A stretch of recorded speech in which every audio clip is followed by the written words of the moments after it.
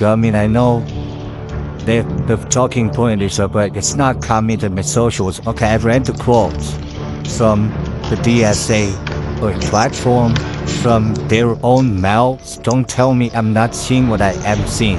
The Democrats become a party of fake, weirdos, losers, and crazy. Could you see yourself voting for events? Yes. If this is the Democratic side, yes. That's what I'm saying to him. Yeah, my vote at what is my vote and I mean? Yes. Could you see yourself voting for events? Yes.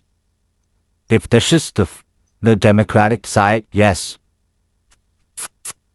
That's what I'm saying to him. Yeah, my vote at what is my vote and I mean? My vote. Bill Maher has completely dismantled the left and officially gave his word that he will be voting for the Republicans in the next election.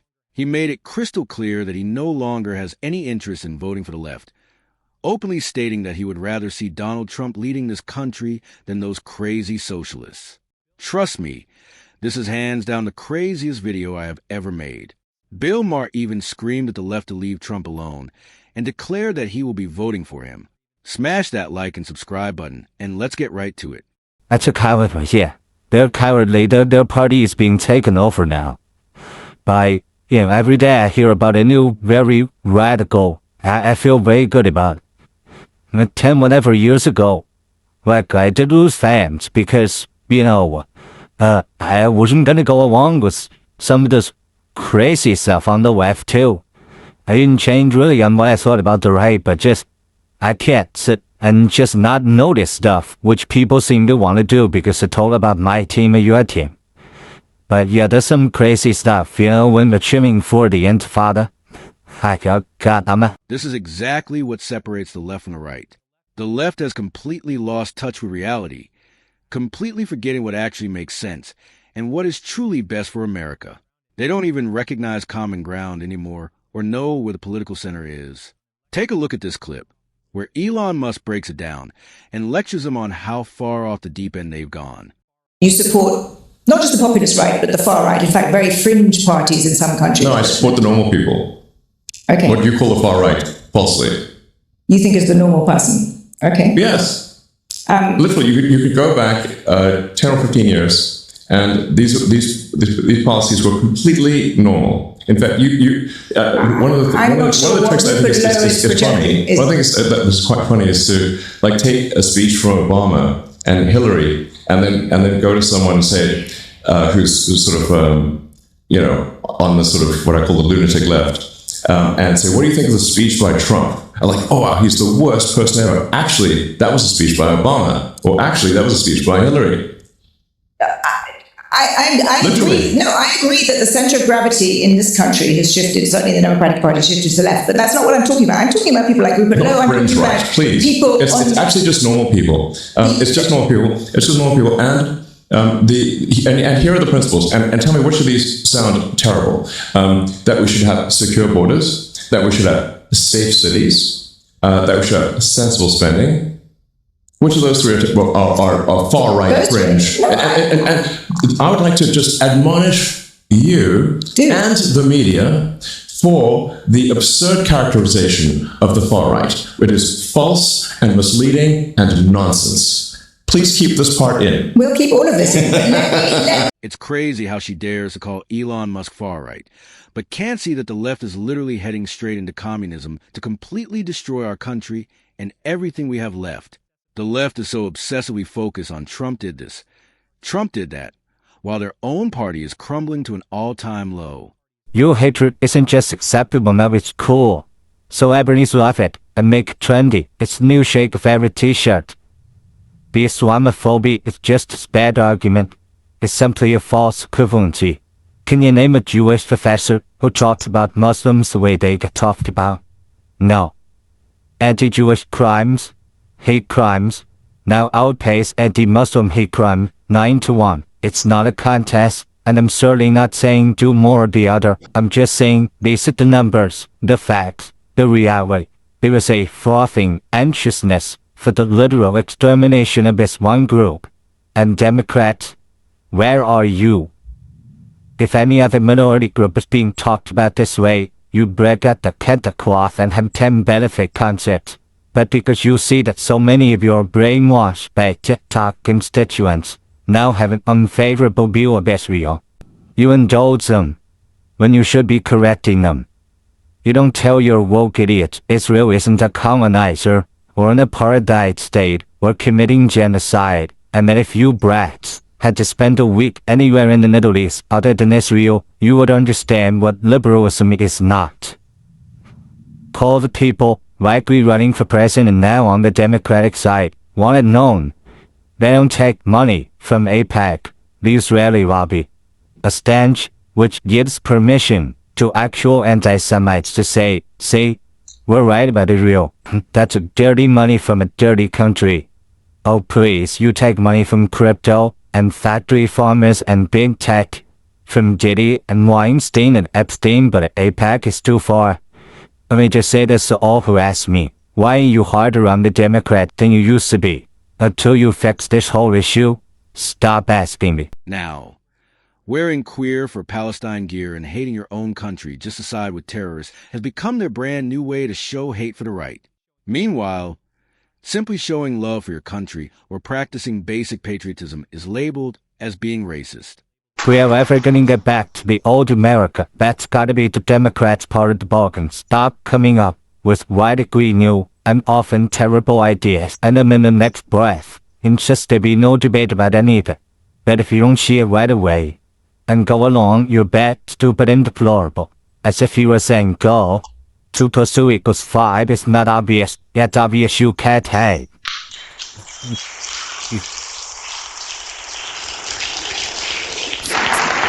You can't just say shit. Math is racist, queers for Palestine, looting is cool, healthy at any weight.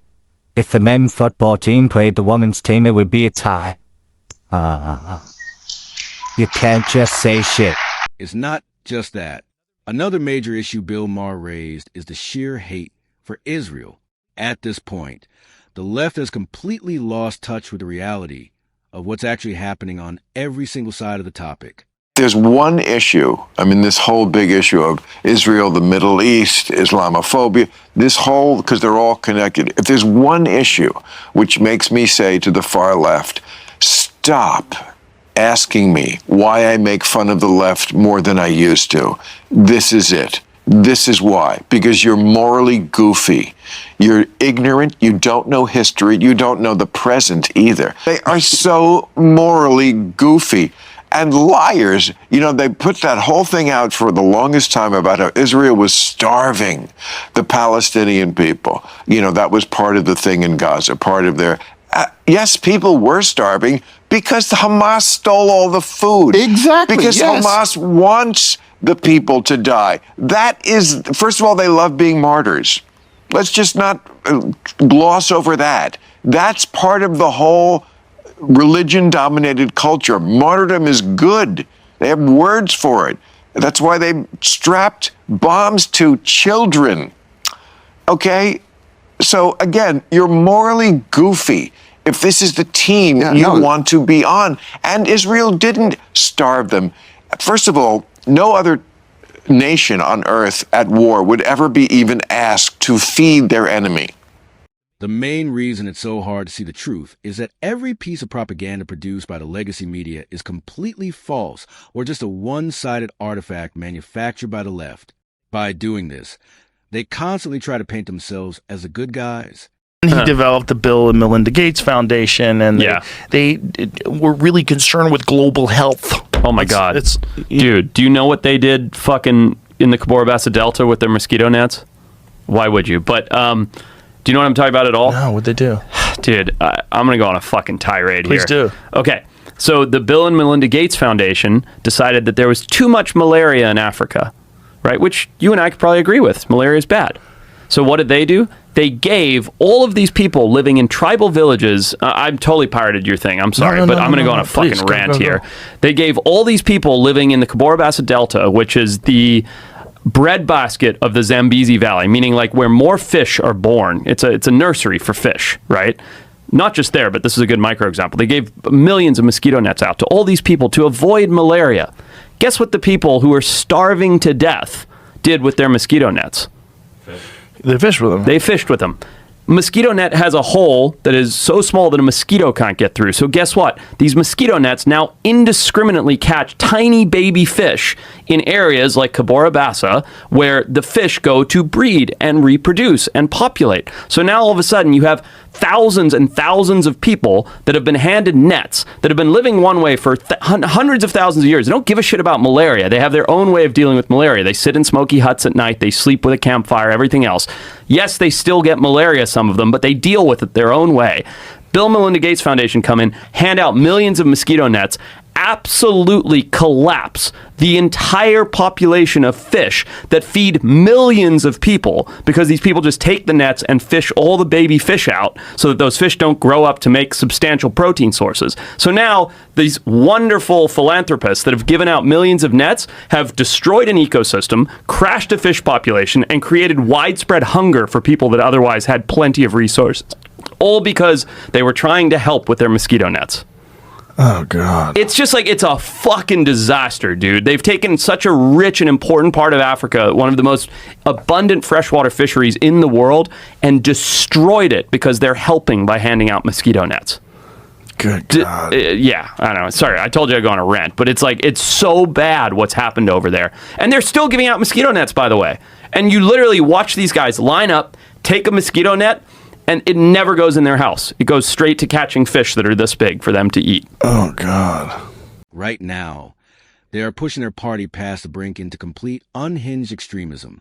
They're taking the platform to the absolute far left edge, turning the entire party structure into a total political disaster, and essentially making hardline communism the official agenda of their movement. The word communist sounds jolly, but that is who these people are, Mandami. It's not a socialist, he is a Marxist, he's a full-on communist.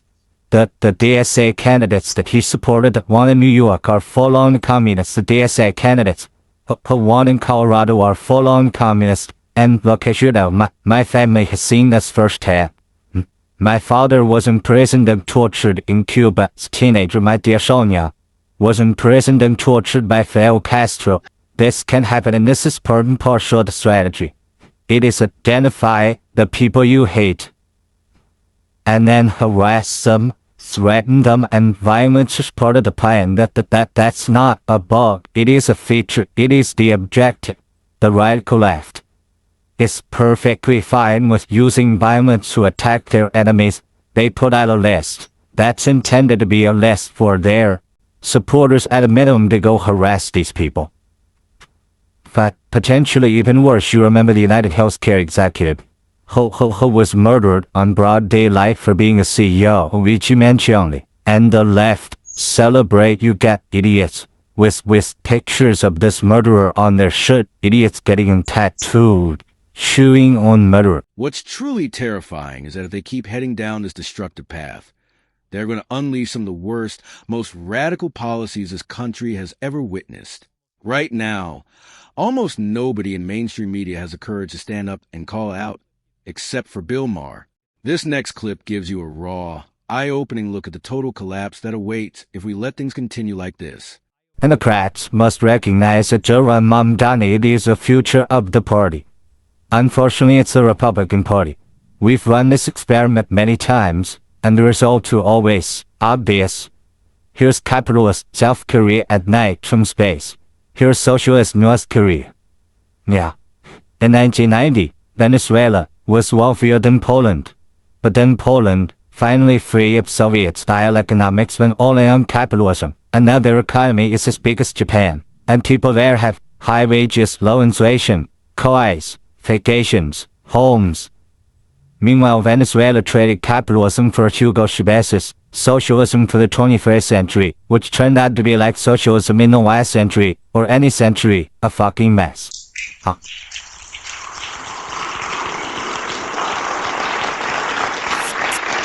They turned one of Latin America's richest countries into one of its poorest. Low wages, high inflation, shortages, outages, 8 million people fleeing. If you think New York can somehow reinvent this wheel, you're into a rude awakening. What's insane is that these radicals aren't even hiding it anymore. They actively want to make communism popular, mainstream, and celebrated across America. You don't have to take my word for it. You can hear it spoken out loud directly from the mouths of their own party figures. And people that are proud to be labeled as a socialist, that used to be like was a smear when I was running my first cycle, and now that's becoming more normalized. And now I think that's very dangerous, slippery slope for us to be. And now I've spoke to people that had to live under socialism and or communism, and they are morons if they think that socialism is the answer. I've lived under that, and thank God we already have a great deal of socialism, and I've made the point a million times on the show, as we should. All Western democracies are quasi-socialist. There are certain things that the government should do. You don't want the private enterprise to be controlling the Marine Corps, and you have every Social Security and Medicare obviously says we had socialism. They're just proposing something way more than that, and by the way, you said socialism, dirty word. Man, yes and no. What really was a dirty word, which isn't anymore, is communism.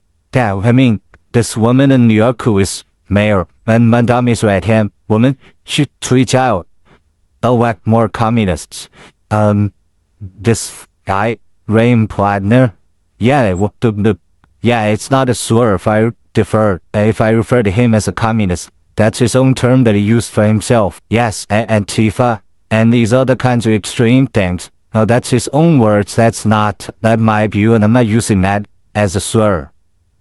But the idea that communist is not a dirty word, I think we need to pause here and say, okay, this is a watermark, this is a watershed mark, a moment in American history where we should pay attention. And my guess is, because AI is going to be taking everybody's jobs, communism is only going to get more popular. Why, I sure hope not. But as dangerous as their communist ideology is, what comes right behind it is infinitely worse. They are aggressively pushing an agenda to completely erase and abolish law enforcement across the country, dismantling local police forces, leaving our streets completely lawless, and opening up our entire nation to dangerous criminals and foreign terrorists. There's one candidate, she will be a congressperson from New York's 13th district. But with the New York Times asked her if someone murders someone randomly, should they go to jail? Couldn't get her to say yes for that. She says no more police ever. Ever. She says our veterans are war criminals. She said fuck Kamala Harris and Joe Biden's rapists. So there is a woke mind virus, and I think we sound patient zero. Yeah. On top of all that, look at the disaster in every single state and city they govern. School systems are collapsing. Educational standards are plummeting to all-time lows.